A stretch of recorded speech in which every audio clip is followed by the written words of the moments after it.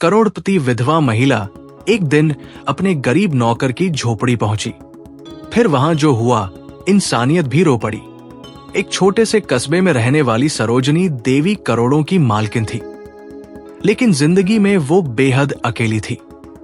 उनकी कोठी में काम करने वाला रामू एक गरीब लेकिन ईमानदार नौकर था, जो अपनी झोपड़ी में रहता था। एक दिन हालात ऐसे बने कि सरोजनी देवी को रामू की उसी छोटी सी झोपड़ी में रात बितानी पड़ी। लेकिन जब आधी रात को रामू ने अपनी मालकिन के साथ जो किया, तब सरोजनी देवी ही नहीं बल्कि इंसानियत भी जैसे काम उठी। दोस्तों, वीडियो को पूरा देखने से पहले इस वीडियो को लाइक करें और चैनल को सब्सक्राइब जरूर करें। उत्तर प्रदेश के एक छोटे से कस्बे अमरपुर में सुबह की हल्की ठंडी हवा चल रही थी। सूरज अभी पूरी तरह निकला नहीं था, लेकिन आसमान हल्के सुनहरे रंग में रंग चुका था और गलियों में दूध वालों की घंटियां और चाय की दुकानों से उठती भाप के साथ लोगों की धीमी आवाजें सुनाई देने लगी थी। उसी कस्बे के बीचों बीच एक बहुत बड़ी कोठी खड़ी थी, जिसे लोग दूर से ही पहचान लेते थे। उस कोठी का नाम था शांति निवास और उस कोठी की मालकिन थी सरोजनी देवी। सरोजनी देवी लगभग 40 साल की एक बेहद खूबसूरत और सशक्त महिला थी, लेकिन उनकी आंखों में हमेशा एक अजीब सी उदासी रहती थी। वो इस शहर की सबसे अमीर महिलाओं में से एक थी। करोड़ों की संपत्ति, कई फैक्ट्री, खेत, जमीन और बड़े बड़े बिजनेस उनके नाम पर थे, लेकिन इसके बावजूद उनकी जिंदगी में एक गहरी खालीपन था, क्योंकि 10 साल पहले उनके पति राजेंद्र प्रताप सिन्हा का अचानक एक्सीडेंट में निधन हो गया था। उस हादसे के बाद सरोजनी देवी की जिंदगी जैसे रुक सी गई थी। उन्होंने खुद को काम और जिम्मेदारियों में इतना डुबो दिया कि लोगों को लगा कि वो पत्थर दिल हो गई है। लेकिन सच्चाई यह थी कि उनके दिल के अंदर बहुत दर्द छिपा हुआ था। उसी कोठी में कई नौकर चाकर काम करते थे और उन्हीं में से एक था रामू। रामू लगभग 35 साल का एक गरीब लेकिन बेहद ईमानदार आदमी था। वो पिछले 7 साल से उस कोठी में काम कर रहा था। उसका रंग सांवला था, चेहरे पर मेहनत की लकीरें साफ दिखती थी और कपड़े हमेशा साधारण होते थे, लेकिन उसकी आंखों में सच्चाई और दिल में बहुत इज्जत थी। रामू कभी ज्यादा बोलता नहीं था, बस चुपचाप अपना काम करता रहता था। कोठी में लोग कहते थे कि अगर इस घर में सबसे भरोसेमंद इंसान कोई है तो वो रामू है। लेकिन रामू की अपनी जिंदगी बहुत मुश्किलों से भरी थी। वो शहर के बाहर एक छोटे से झोपड़पट्टी वाले इलाके में अपनी बूढ़ी माँ और 8 साल की बेटी गुड़िया के साथ रहता था। उसकी पत्नी का देहांत 3 साल पहले बीमारी से हो गया था और तब से वो अकेले ही अपनी बेटी और माँ की जिम्मेदारी उठा रहा था। हर दिन सुबह 4 बजे उठकर वो पहले अपनी माँ के लिए दवा और बेटी के लिए खाना बनाता, फिर पैदल ही कई किलोमीटर चलकर कोठी तक काम करने आता था। सरोजनी देवी ने कई बार देखा था कि रामू कभी छुट्टी नहीं लेता, कभी शिकायत नहीं करता और कभी अपनी गरीबी का जिक्र भी नहीं करता। लेकिन एक दिन कुछ ऐसा हुआ जिसने सरोजनी देवी के दिल को हिला दिया। उस दिन सुबह जब सरोजनी देवी अपने कमरे की खिड़की से बाहर बगीचे को देख रही थी, तभी उन्होंने देखा कि रामू काम करते करते अचानक चक्कर खाकर बैठ गया। पास खड़े दूसरे नौकर ने तुरंत उसे संभाला और पानी दिया। सरोजनी देवी तुरंत नीचे आई और रामू से पूछा, क्या हुआ रामू, तबीयत ठीक नहीं है क्या? रामू ने झट से सिर झुका लिया और बोला, नहीं मालकिन, बस थोड़ी कमजोरी है। लेकिन तभी दूसरे नौकर ने धीरे से कहा, मालकिन, रामू ने 2 दिन से ठीक से खाना नहीं खाया है। ये सुनकर सरोजनी देवी चौंक गई। उन्होंने रामू की तरफ देखा और पूछा, क्यों रामू, खाना क्यों नहीं खाया? रामू कुछ पल चुप रहा, फिर धीरे से बोला, मालकिन, घर में माँ की दवा और बेटी की फीस भरनी थी, इसलिए सोचा कि थोड़ा कम खर्च कर लो। ये सुनकर सरोजनी देवी के दिल में कुछ चुभ गया। इतने बड़े घर में काम करने वाला आदमी खुद भूखा रह रहा था और किसी को पता तक नहीं था। उसी दिन पहली बार सरोजनी देवी को लगा कि शायद उन्होंने अपने आसपास के लोगों की जिंदगी को ठीक से कभी देखा ही नहीं। उस रात सरोजनी देवी बहुत देर तक सो नहीं पाई। बार बार उनके दिमाग में रामू का झुका हुआ चेहरा और उसकी बात गूंज रही थी। सुबह होते ही उन्होंने अचानक एक फैसला लिया। उन्होंने अपने ड्राइवर को बुलाया और कहा, गाड़ी निकालो, हमें कहीं जाना है। ड्राइवर ने पूछा, कहाँ मालकिन? सरोजनी देवी कुछ पल चुप रही, फिर बोली, रामू के घर। ड्राइवर यह सुनकर हैरान रह गया, क्योंकि आज तक कभी किसी मालिक को अपने नौकर के घर जाते नहीं देखा गया था। लेकिन सरोजनी देवी का फैसला पक्का था। थोड़ी देर बाद उनकी बड़ी काली कार शहर से बाहर उस झोपड़पट्टी की तरफ बढ़ रही थी जहां रामू रहता था। रास्ता कच्चा था, आसपास छोटे छोटे टीन और प्लास्टिक की छत वाले घर थे। नालियों से बदबू आ रही थी और बच्चे नंगे पैर खेल रहे थे। उस आलीशान कार को देखकर पूरे इलाके के लोग रुक कर देखने लगे। कुछ ही मिनट बाद कार एक छोटी सी झोपड़ी के सामने जाकर रुकी। ड्राइवर ने धीरे से कहा, मालकिन, यही है रामू का घर। सरोजनी देवी ने खिड़की से बाहर देखा। सामने एक टूटी हुई झोपड़ी थी जिसकी दीवारें मिट्टी की थी और छत टीन की थी। दरवाजे के पास एक छोटी सी लड़की बैठी थी जो अपनी पुरानी किताबों को सीने से लगाए पढ़ रही थी। सरोजनी देवी कुछ पल उस बच्ची को देखती रह गई। उन्हें अंदाजा भी नहीं था कि उनके घर का सबसे ईमानदार नौकर इतनी मुश्किल जिंदगी जी रहा है।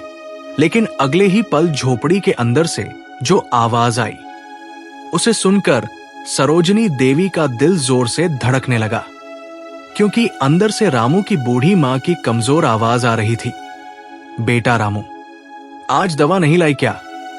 और उसी क्षण सरोजनी देवी ने दरवाजे की तरफ कदम बढ़ा दिए।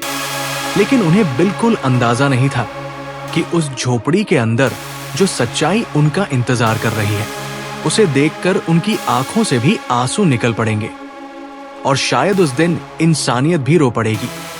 सरोजनी देवी धीरे धीरे उस छोटी सी झोपड़ी की तरफ बढ़ी। उनके कदम बहुत संभल कर पड़ रहे थे, क्योंकि उनके जीवन में शायद पहली बार वो ऐसी जगह आई थी जहां जमीन पर धूल, कीचड़ और टूटी हुई ईंटें बिखरी हुई थी। आसपास खड़े लोग उस अमीर महिला को हैरानी से देख रहे थे। किसी को समझ नहीं आ रहा था कि शहर की सबसे अमीर और सम्मानित महिला आखिर इस गरीब बस्ती में क्या करने आई है। सरोजनी देवी झोपड़ी के दरवाजे तक पहुंची तो उन्होंने देखा कि दरवाजा आधा खुला हुआ था। अंदर से धीमी आवाजें आ रही थी।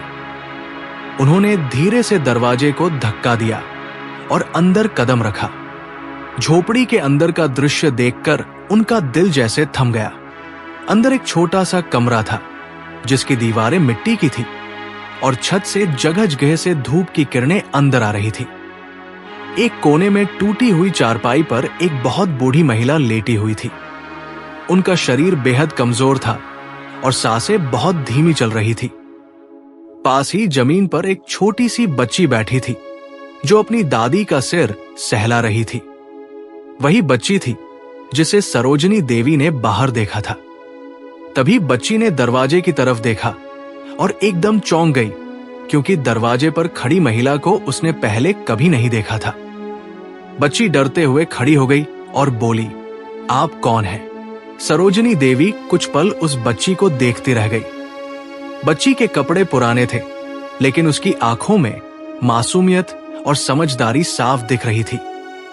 सरोजनी देवी ने धीरे से कहा, बेटा, मैं तुम्हारे पापा की मालकिन हूं। बच्ची का नाम गुड़िया था और वो तुरंत समझ गई कि ये वही मालकिन है जिनके यहां उसके पापा काम करते हैं। उसने झट से हाथ जोड़ लिए और बोली, नमस्ते मालकिन।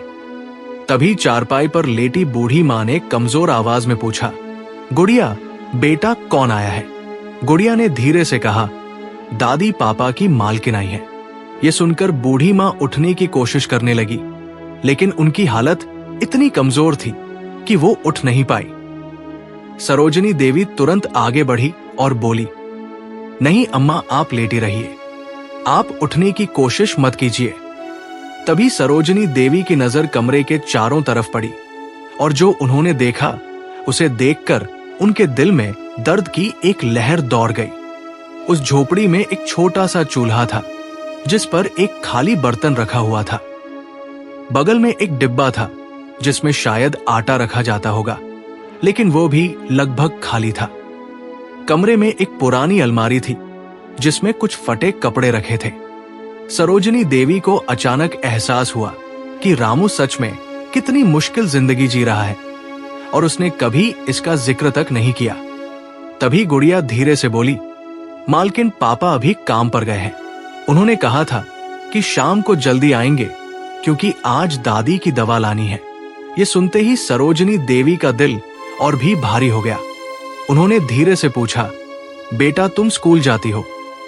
गुड़िया ने सिर हिलाते हुए कहा, हाँ मालकिन जाती हूं, लेकिन पिछले महीने की फीस अभी बाकी है, इसलिए मास्टर जी ने कहा है कि अगर फीस नहीं दी तो नाम काट देंगे। ये सुनकर सरोजनी देवी की आंखों में आंसू आ गए, लेकिन उन्होंने खुद को संभाला। तभी अचानक बाहर से कुछ शोर सुनाई दिया। कोई आदमी जोर जोर से चिल्ला रहा था। सरोजनी देवी और गुड़िया दोनों ने दरवाजे की तरफ देखा। कुछ ही सेकंड बाद एक मोटा सा आदमी गुस्से में झोपड़ी के अंदर घुस आया। उसके हाथ में एक रजिस्टर था और चेहरे पर गुस्सा साफ दिखाई दे रहा था। वो आदमी इलाके का साहूकार था जिसका नाम था लाला बंसीधर। उसने आते ही गुस्से में कहा, रामू कहाँ है? गुड़िया डर गई और बोली, पापा काम पर गए हैं। लाला बंसीधर ने गुस्से से कहा, काम पर गया है तो क्या हुआ? मेरा कर्जा कब चुकाएगा? 3 महीने हो गए हैं। अब अगर पैसे नहीं मिले तो मैं ये झोपड़ी भी छीन लूंगा। ये सुनते ही बूढ़ी मां की आंखों में डर उतर आया और गुड़िया रोने लगी। तभी लाला बंसीधर की नजर सरोजनी देवी पर पड़ी। उसने उन्हें ऊपर से नीचे तक देखा और हैरानी से बोला, आप कौन हैं? सरोजनी देवी ने शांत आवाज में कहा, मैं रामू की मालकिन हूं। लाला बंसीधर थोड़ा हंसा और बोला, अच्छा तो आप वही बड़ी मालकिन हैं जिनके यहां रामू काम करता है। फिर उसने व्यंग्य से कहा, तो आप ही समझाइए अपने नौकर को कि मेरा कर्जा चुका दे, नहीं तो मैं इसकी झोपड़ी और सामान सब उठा ले जाऊंगा। सरोजनी देवी ने धीरे से पूछा, कितना कर्जा है? लाला बंसीधर ने तुरंत कहा, 50,000 रुपए। ये सुनकर सरोजनी देवी कुछ पल के लिए चुप हो गई, लेकिन उसी समय गुड़िया रोते हुए बोली, मालकिन पापा ने ये पैसे दादी के इलाज के लिए लिए थे। उन्होंने कहा था कि धीरे धीरे काम करके चुका देंगे। ये सुनते ही सरोजनी देवी का दिल भर आया। उन्होंने अपने पर्स से चेक बुक निकाली और बिना कुछ कहे 50,000 का चेक लिखकर लाला बंसीधर के हाथ में दे दिया। लाला बंसीधर एक पल के लिए हैरान रह गया। उसे उम्मीद नहीं थी कि कोई इतनी आसानी से पैसे दे देगा। उसने चेक लिया और जल्दी से वहां से निकल गया। झोपड़ी में एकदम सन्नाटा छा गया। गुड़िया की आंखों से आंसू बह रहे थे और बूढ़ी मां सरोजनी देवी को देख रही थी, जैसे उन्हें यकीन ही नहीं हो रहा हो कि कोई अमीर महिला उनकी इतनी मदद कर सकती है। लेकिन उसी समय झोपड़ी के दरवाजे पर एक परछाई दिखाई दी। दरवाजे पर खड़ा था रामू। उसके हाथ में एक छोटी सी दवा की पोटली थी और चेहरे पर थकान साफ दिखाई दे रही थी। जैसे ही उसकी नजर अंदर खड़ी सरोजनी देवी पर पड़ी, वो एकदम ठिठक गया। उसके चेहरे पर हैरानी, डर और सम्मान तीनों भाव एक साथ आ गए। वो तुरंत सिर झुकाकर बोला, मालकिन आप यहां।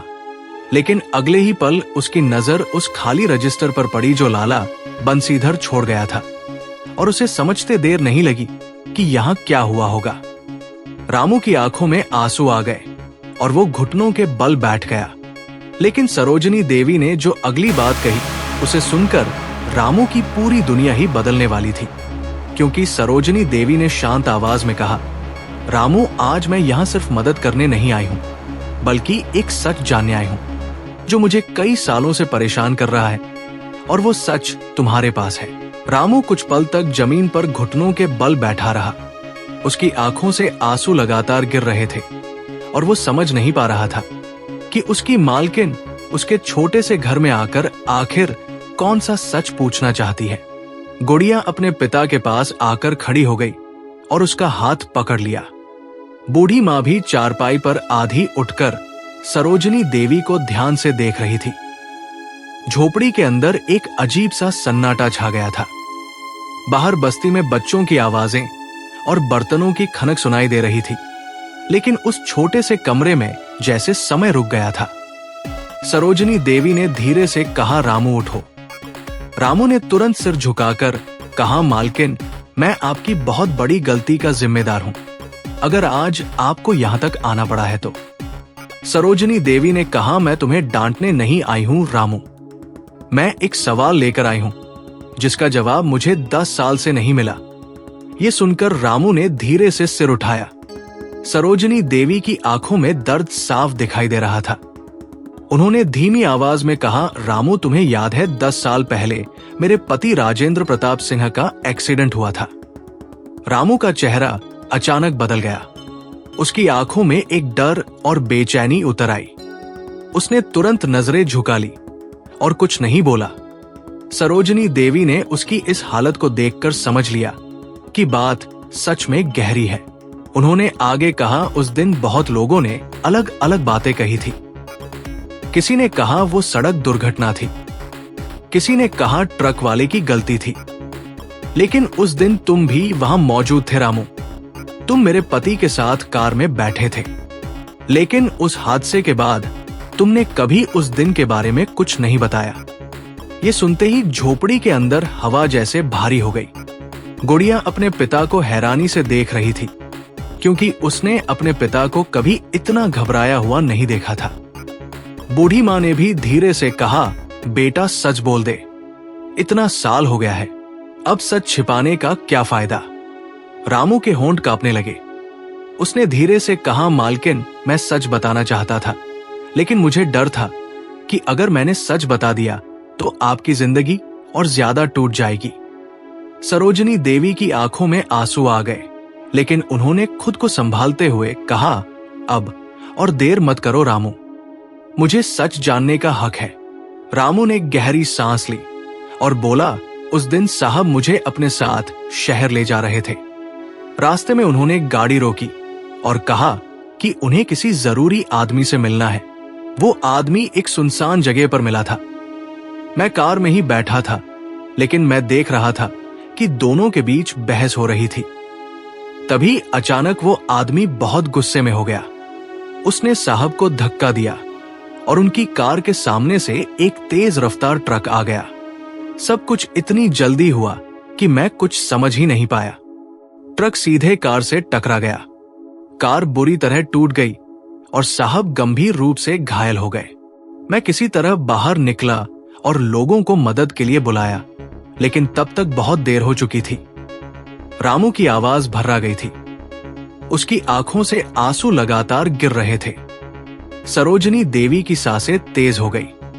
उन्होंने पूछा, वो आदमी कौन था रामू? रामू कुछ पल चुप रहा, फिर धीरे से बोला, मालकिन, वो आदमी कोई और नहीं बल्कि आपके पति का बिजनेस पार्टनर था। उसका नाम था विक्रम मल्होत्रा। ये नाम सुनते ही सरोजनी देवी के पैरों तले जमीन खिसक गई।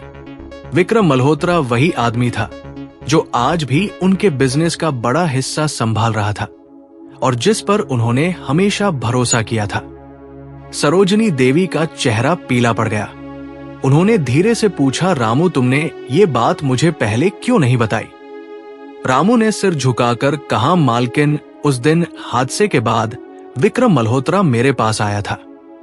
उसने मुझे धमकी दी थी कि अगर मैंने किसी को सच बताया तो वह मुझे और मेरे परिवार को खत्म कर देगा। उस समय मेरी पत्नी जिंदा थी और मेरी छोटी सी बेटी भी थी। मैं डर गया था मालकिन।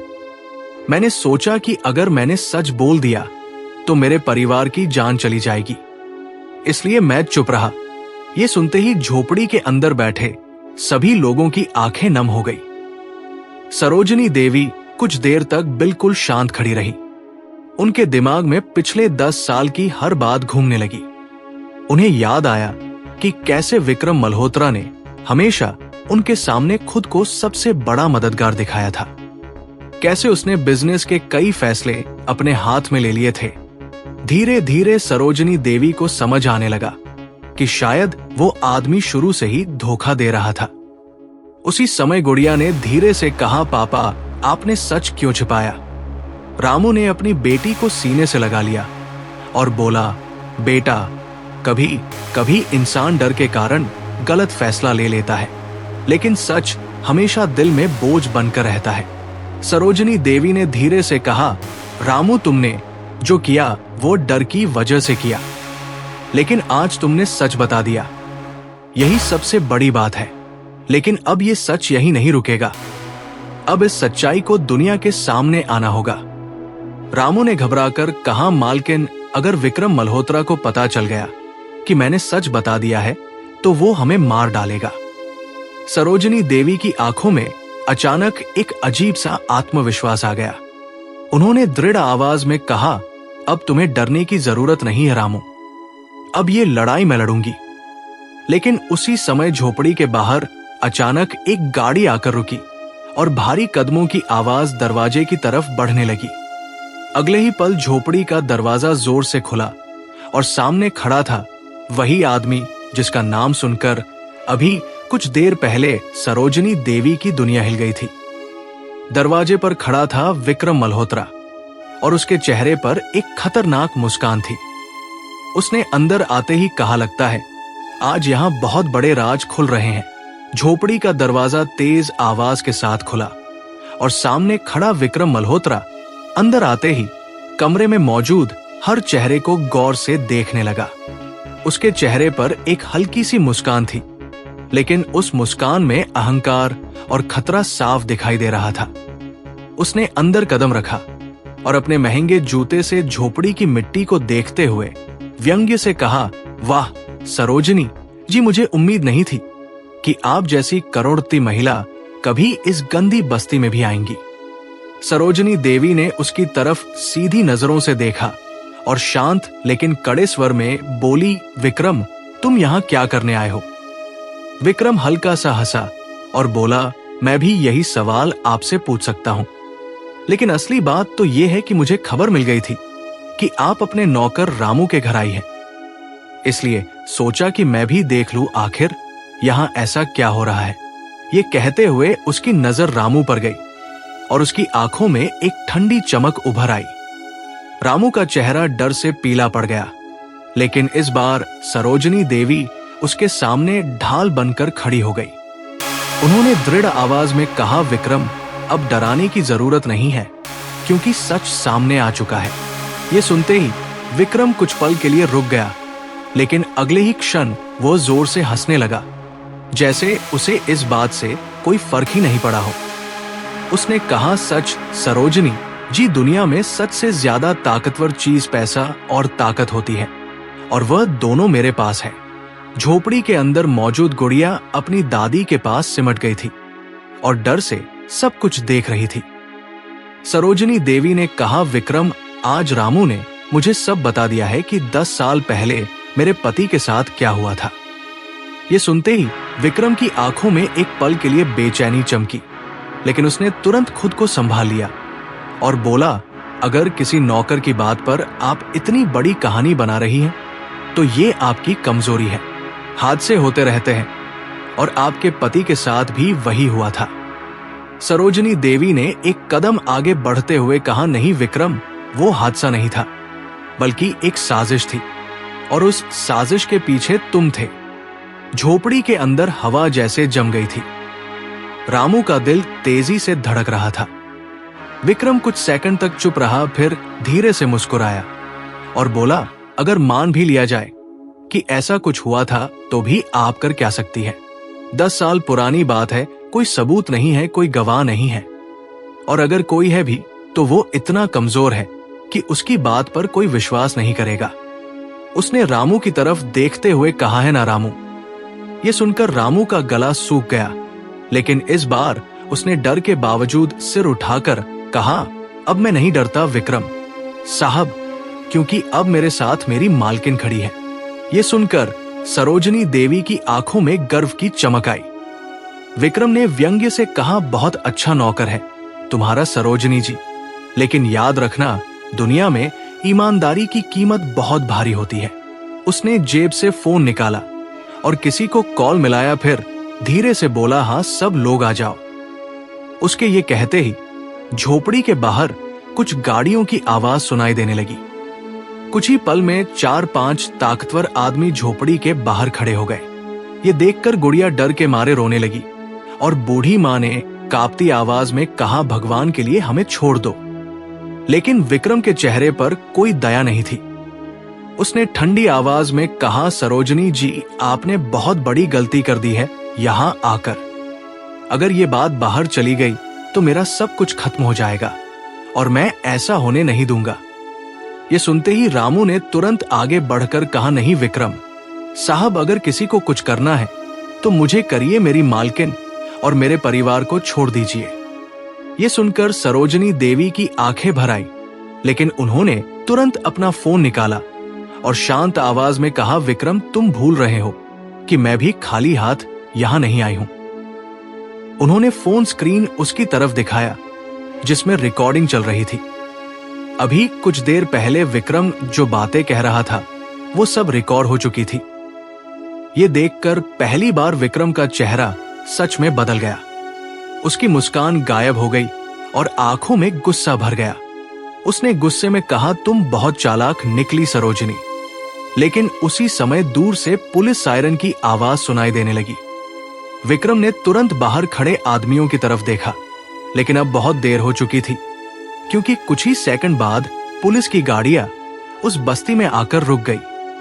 पुलिस के कई जवान झोपड़ी के बाहर उतर चुके थे। ये देखकर विक्रम के चेहरे का रंग उड़ गया।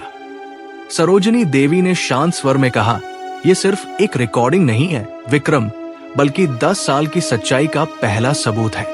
लेकिन कहानी अभी खत्म नहीं हुई थी, क्योंकि उसी समय भीड़ के बीच से एक बुजुर्ग आदमी आगे आया, जिसने सरोजनी देवी को देखते ही कहा, बेटी आज मैं भी एक सच बताने आया हूं जो 10 साल से मेरे दिल में दबा हुआ था। उसकी ये बात सुनकर वहां खड़े सभी लोग हैरान रह गए, क्योंकि ये आदमी उस हादसे का एक और गवाह था जिसे सब लोग मर चुका समझते थे। बस्ती में पुलिस की गाड़ियों के सायरन की आवाज गूंज रही थी और झोपड़ी के सामने धीरे धीरे लोगों की भीड़ जमा होने लगी थी।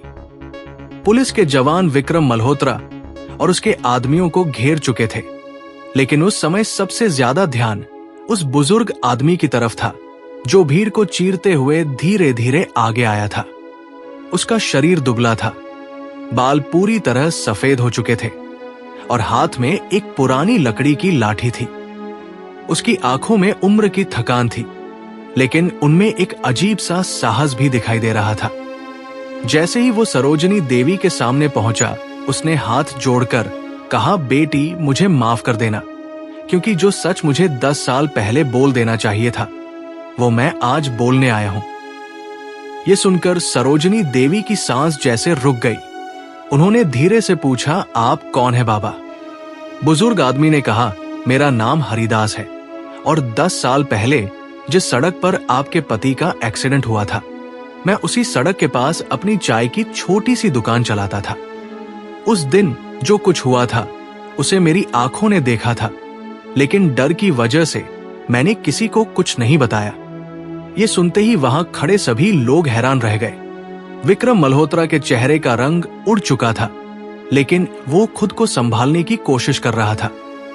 पुलिस इंस्पेक्टर भी आगे बढ़ाया और बोला, बाबा अगर आपने कुछ देखा है तो खुलकर बताइए। हरिदास ने गहरी सांस ली और बोलना शुरू किया। उस दिन शाम का समय था और सड़क लगभग खाली थी। मैं अपनी दुकान समेट रहा था, तभी मैंने देखा कि एक बड़ी कार आकर थोड़ी दूर रुकी।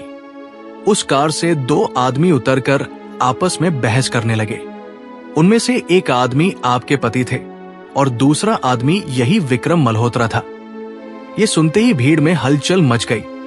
हरिदास ने आगे कहा, मैं थोड़ा पास आ गया था क्योंकि मुझे लगा शायद कोई झगड़ा हो रहा है।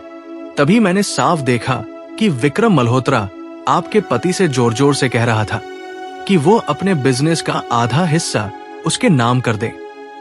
लेकिन आपके पति बार बार मना कर रहे थे। वो कह रहे थे कि ये सब उनकी मेहनत की कमाई है और वो किसी लालच में आकर गलत फैसला नहीं करेंगे। तभी अचानक विक्रम का गुस्सा बढ़ गया और उसने आपके पति को जोर से धक्का दे दिया। उसी समय सड़क पर तेज रफ्तार से एक ट्रक आ रहा था। आपके पति लड़खड़ाकर सड़क के बीच में गिर पड़े और ट्रक सीधे कार से टकरा गया। हरिदास की आवाज कांपने लगी। उसने कहा वो हादसा नहीं था बेटी, वो एक धक्का था जिसने आपकी जिंदगी बदल दी। ये सुनते ही सरोजनी देवी की आंखों से आंसू बहने लगे, लेकिन उन्होंने खुद को संभाले रखा। पुलिस इंस्पेक्टर ने तुरंत अपने जवानों को इशारा किया और विक्रम के चारों तरफ घेरा और मजबूत कर दिया। लेकिन कहानी का सबसे बड़ा मोड़ अभी बाकी था। हरिदास ने धीरे से कहा, लेकिन बेटी उस दिन एक और बात हुई थी जो शायद किसी को नहीं पता। जब हादसा हुआ तो आपके पति जमीन पर घायल पड़े थे और मैं दौड़कर उनके पास पहुंचा था। वो अभी जिंदा थे। उन्होंने मेरा हाथ पकड़ा और बहुत मुश्किल से एक बात कही थी।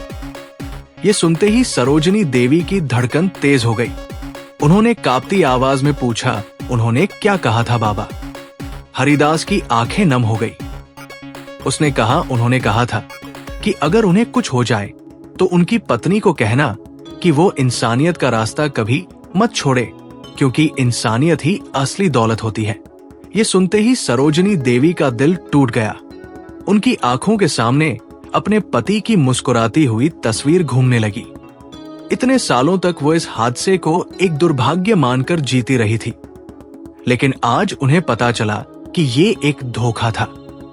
उसी समय पुलिस इंस्पेक्टर ने विक्रम से कड़े स्वर में कहा, अब भी अगर तुम्हारे पास कुछ कहने को है तो कह दो, क्योंकि अब तुम्हारे खिलाफ गवाही भी है और सबूत भी।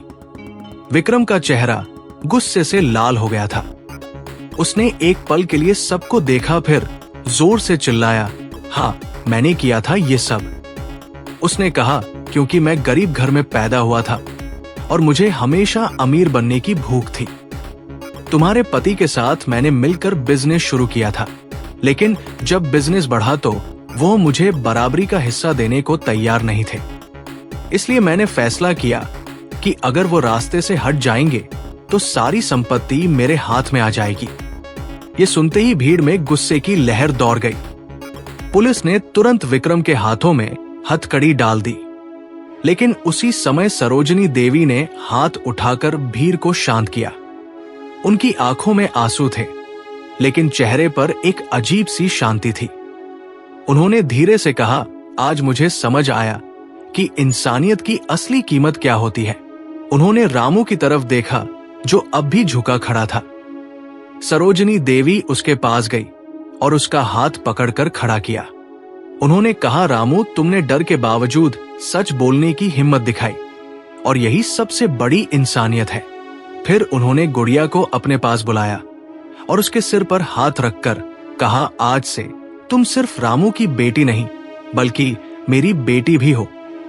ये सुनते ही गुड़िया रो पड़ी और सरोजनी देवी से लिपट गई। बस्ती में खड़े लोगों की आंखें भी नम हो गई, क्योंकि उन्होंने पहली बार देखा था कि एक करोड़पति महिला अपने नौकर के परिवार को गले लगा रही है। लेकिन सरोजनी देवी ने यही बात खत्म नहीं की। उन्होंने पुलिस इंस्पेक्टर से कहा कि विक्रम को कानून के हवाले कर दिया जाए और फिर बस्ती के लोगों की तरफ मुड़कर बोली, आज से इस इलाके में कोई भी भूखा नहीं सोएगा, क्योंकि मैं यहाँ एक स्कूल और एक छोटा अस्पताल बनवाऊंगी। ये सुनते ही लोगों की आंखों में खुशी के आंसू आ गए। रामू की बूढ़ी मां ने कांपते हाथों से सरोजनी देवी का हाथ पकड़ लिया और बोली, बेटी, आज तूने हमें गरीब नहीं रहने दिया बल्कि हमें इज्जत दे दी। उस दिन उस छोटी सी झोपड़ी में जो हुआ उसने सच में इंसानियत को रुला दिया, क्योंकि वहां मौजूद हर इंसान की आंखों में आंसू थे, लेकिन उन आंसुओं में दुख नहीं बल्कि सच्चाई और करुणा की चमक थी। उस दिन अमरपुर की उस बस्ती में लोगों ने पहली बार देखा कि असली अमीरी पैसे से नहीं बल्कि दिल से होती है, और शायद इसी वजह से उस दिन इंसानियत भी रो पड़ी थी। उस दिन की घटना के बाद अमरपुर कस्बे की हवा जैसे बदल गई थी। जिस बस्ती में कभी लोग गरीबी और मजबूरी की कहानियां सुनते थे, उसी बस्ती में अब इंसानियत की मिसाल की चर्चा होने लगी थी। विक्रम मल्होत्रा को पुलिस उसी दिन गिरफ्तार करके ले गई थी और उसके खिलाफ हत्या की साजिश, धोखाधड़ी और कई अन्य आरोपों में केस दर्ज हो गया था। पूरे शहर में यह खबर आग की तरह फैल गई कि 10 साल पहले हुआ हादसा दरअसल एक साजिश थी और उस सच्चाई को सामने लाने में एक गरीब नौकर और उसकी बूढ़ी मां की गवाही ने सबसे बड़ी भूमिका निभाई थी। लेकिन इन सब घटनाओं के बीच सरोजनी देवी के दिल में जो सबसे बड़ा बदलाव आया था, वो ये था कि उन्होंने पहली बार अपने आसपास के लोगों की जिंदगी को सच में महसूस किया था। अगले ही दिन सुबह जब सूरज की हल्की किरणें अमरपुर के आसमान में फैल रही थी, सरोजनी देवी फिर उसी बस्ती की तरफ जा रही थी। इस बार उनकी कार के पीछे कई और गाड़ियां थी, जिनमें इंजीनियर, अधिकारी और कुछ समाजसेवी लोग बैठे हुए थे। जब कार बस्ती के सामने रुकी तो लोगों ने देखा कि सरोजनी देवी इस बार सिर्फ मिलने नहीं बल्कि कुछ बड़ा करने आई है। उन्होंने सबसे पहले रामू की झोपड़ी के सामने खड़े होकर पूरे इलाके को ध्यान से देखा। मिट्टी की टूटी दीवारें, टीन की जंग लगी छतें, गंदी नालियां और धूल में खेलते बच्चे उस जगह की सच्चाई बयान कर रहे थे। सरोजनी देवी ने धीरे से कहा, यहां बहुत कुछ बदलने की जरूरत है और आज से ये बदलाव शुरू होगा। उन्होंने इंजीनियरों को निर्देश दिया कि इसी जगह एक छोटा लेकिन मजबूत अस्पताल बनाया जाएगा, जहां गरीब लोगों का मुफ्त इलाज होगा। साथ ही एक स्कूल भी बनेगा, जहां इस बस्ती के बच्चे बिना किसी फीस के पढ़ सकेंगे। ये सुनते ही वहां खड़े लोगों के चेहरे पर उम्मीद की चमक आ गई। कई लोगों की आंखों से खुशी के आंसू निकल आए, क्योंकि उन्होंने कभी सोचा भी नहीं था कि उनकी जिंदगी में ऐसा दिन आएगा। उसी समय गुड़िया धीरे धीरे आगे आई और सरोजनी देवी के पास खड़ी हो गई। उसके हाथ में वही पुरानी किताब थी जिसे वो झोपड़ी के बाहर बैठकर पढ़ रही थी। सरोजनी देवी ने मुस्कुराकर उसके सिर पर हाथ रखा और कहा, बेटा, अब तुम्हें किसी फीस की चिंता नहीं करनी पड़ेगी। तुम जितना पढ़ना चाहो पढ़ सकती हो, क्योंकि अब तुम्हारी पढ़ाई की जिम्मेदारी मेरी है। गुड़िया की आंखों में चमक आ गई और उसने धीरे से कहा, मालकिन, क्या सच में मैं बड़ी होकर डॉक्टर बन सकती हूँ? ये सुनते ही सरोजनी देवी की आंखें नम हो गई, लेकिन उन्होंने मुस्कुराकर कहा, क्यों नहीं बेटा, अगर मेहनत और ईमानदारी हो तो इंसान कुछ भी बन सकता है। पास ही खड़ा रामू ये सब देख रहा था और उसकी आंखों से आंसू रुक ही नहीं रहे थे। वो बार बार सोच रहा था कि जिस मालकिन के घर में वो सालों से चुपचाप काम करता रहा, आज वही महिला उसके परिवार के लिए भगवान बनकर खड़ी है। बूढ़ी मां चारपाई से उठकर बाहर आई और कांपते हाथों से सरोजनी देवी को आशीर्वाद देने लगी। उन्होंने कहा, बेटी, भगवान तुझे खुश रखे। आज तूने इस गरीब बस्ती को नई जिंदगी दे दी। सरोजनी देवी ने झुककर उनके पैर छुए और कहा, अम्मा, अगर आज ये सच सामने आया है तो उसमें आपका और रामू का सबसे बड़ा हाथ है। अगर आप लोग हिम्मत न दिखाते तो शायद मैं जिंदगी भर झूठ के सहारे जीती रहती। समय धीरे धीरे आगे बढ़ने लगा और कुछ ही महीनों में उस बस्ती का रूप बदलने लगा। जहां पहले झोपड़ियां थी, वहां अब पक्के घर बनने लगे। अस्पताल का निर्माण तेजी से चल रहा था और स्कूल की इमारत भी खड़ी होने लगी थी। सरोजनी देवी हर हफ्ते वहां आती और खुद काम की निगरानी करती। धीरे धीरे उस बस्ती के लोगों के दिल में उनके लिए एक अलग ही सम्मान पैदा हो गया था। लोग अब उन्हें सिर्फ करोड़पति मालकिन नहीं, बल्कि अपनी बेटी और बहन की तरह देखने लगे थे। दूसरी तरफ विक्रम मल्होत्रा का केस अदालत में चल रहा था और हर सुनवाई में नए सबूत सामने आ रहे थे। रामू और हरिदास की गवाही इतनी मजबूत थी कि आखिरकार अदालत ने विक्रम को दोषी करार दे दिया। उसे उम्र कैद की सजा सुनाई गई। जब यह फैसला आया तो सरोजनी देवी अदालत के बाहर खड़ी थी। उनकी आंखों में आंसू थे, लेकिन इस बार उन आंसुओं में दुख नहीं, बल्कि न्याय मिलने की संतुष्टि थी। उन्होंने आसमान की तरफ देखा और धीरे से कहा, राजेंद्र, आज तुम्हें इंसाफ मिल गया। कुछ साल बाद अमरपुर की वही बस्ती अब एक छोटे से आधुनिक इलाके में बदल चुकी थी। अस्पताल में रोज सैकड़ों गरीब मरीजों का इलाज होता था और स्कूल में बस्ती के बच्चे पढ़ाई कर रहे थे। उसी स्कूल के गेट के सामने एक दिन एक छोटी सी लड़की सफेद कोट पहने खड़ी थी। वो अब छोटी गुड़िया नहीं रही थी, बल्कि एक आत्मविश्वासी युवा डॉक्टर बन चुकी थी। उसने मुस्कुराकर स्कूल की तरफ देखा और फिर सरोजनी देवी के पास जाकर बोली, माँ, आज मैंने अपनी पढ़ाई पूरी कर ली है। ये सुनते ही सरोजनी देवी की आंखों में खुशी के आंसू आ गए। उन्होंने उसे गले लगा लिया और कहा, बेटा, आज तुम्हारे पापा अगर होते तो बहुत खुश होते। पास ही खड़ा रामू ये सब देख रहा था और उसके चेहरे पर गर्व साफ दिखाई दे रहा था। उसे अब एहसास हो रहा था कि जिंदगी ने भले ही उसे गरीबी दी थी, लेकिन ईमानदारी ने उसे सबसे बड़ी दौलत दे दी थी। उस दिन स्कूल के सामने एक छोटी सी तख्ती लगाई गई जिस पर लिखा था कि इस जगह की नींव इंसानियत ने रखी है और इसे मजबूत बनाने में एक गरीब नौकर की सच्चाई और एक करोड़पति विधवा के दिल की करुणा का सबसे बड़ा योगदान है। अमरपुर के लोग जब भी उस तख्ती को पढ़ते तो उनकी आंखें नम हो जाती, क्योंकि उन्हें याद आ जाता कि कभी इसी जगह एक टूटी हुई झोपड़ी थी जहां एक दिन इंसानियत सच में रो पड़ी थी। लेकिन उसी दिन से इंसानियत ने एक नई कहानी भी लिखनी शुरू कर दी थी और वो कहानी ये सिखाती है कि इंसान चाहे कितना भी अमीर क्यों न हो, अगर उसके दिल में दया और न्याय की भावना नहीं है तो उसकी दौलत बेकार है।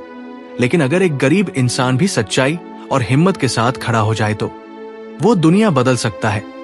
और शायद यही इस कहानी का सबसे बड़ा सच है कि असली अमीरी पैसे में नहीं बल्कि इंसानियत में होती है। अब जरा एक पल के लिए खुद से एक सच्चा सवाल पूछिए, अगर आप उस बस्ती में होते जहां एक टूटी हुई झोपड़ी में रहने वाला रामू अपनी बूढ़ी मां और छोटी सी बेटी के साथ गरीबी से लड़ रहा था, और उसी जगह एक करोड़पति लेकिन अंदर से टूटी हुई विधवा महिला सरोजनी देवी सच की तलाश में पहुंची होती, तो आप क्या करते?